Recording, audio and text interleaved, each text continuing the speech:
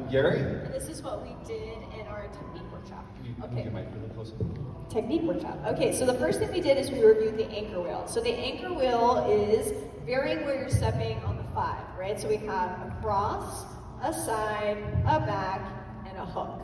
Cool? All right, so we went through that. We got really comfortable with that, but that was from yesterday. But then now we're going to try to pair that with an arm movement and body movement. So again, we're just trying to continue to upgrade your movement so you look super cool. Okay, so we needed to get good at doing body rolls in order to do that because there's a lot of rolling that we do in West Coast Swing. Cool, so you want to do it, we did the whole body, we cut off the head, we pushed the solar plexus, and then we just did the blinking eyeball version. All are good, you kind of use all of them at different times. So we did the blinking eyeball version. Make sure that you're not stepping back. It was just a placement of the weight back.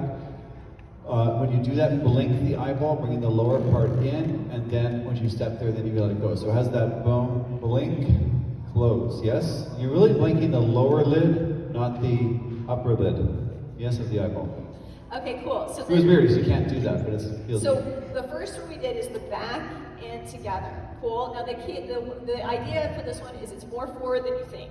So you go back, you want to make sure you put that sternum over that front foot. Cool, and then you're just going to stand up. Now, as far as the arm goes forward, then it wants to feel resistance as you push yourself through that foot. Cool? And Susan also did this rolling hand thing. Yeah, so the rolling hand thing helps you feel kind of the idea. So you goes back, roll forward. That helps you feel that forward energy. Again, that's a drill, that's not a styling necessarily. Okay, then we did the sideways one, that's the mime one.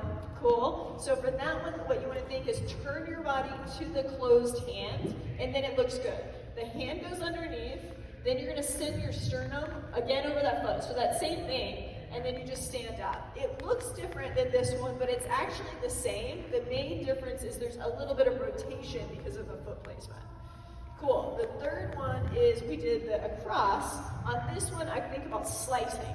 So you go closer to the partner, slice the arm, and then open. The main thing we want to avoid is the sensation of everything going together, because again, we don't want to lose our cool points. Just remember that you're drawing your feet together again before you go to the next basin. Yes? Cool, and then the last one, Gary did a nice circle, and we did a little snap. So we do circle and snap for the hooking one. So non-stop, slowly.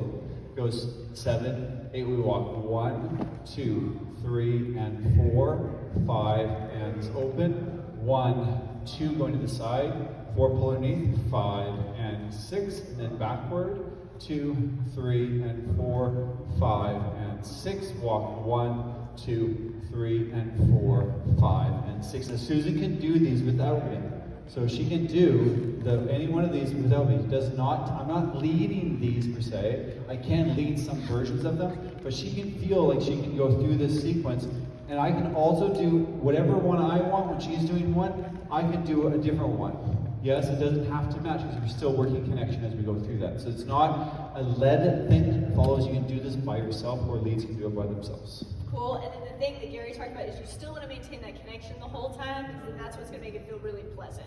If it gets real empty, then it won't feel as good. So we did the crossover one. Was the toughest one to do that with? You don't mind? Sure. Initially we pull, we walk. There'll be compression here, obviously, but then we go right back to there. When we come into it, we still want to maintain that connection by retracting your body to the hand.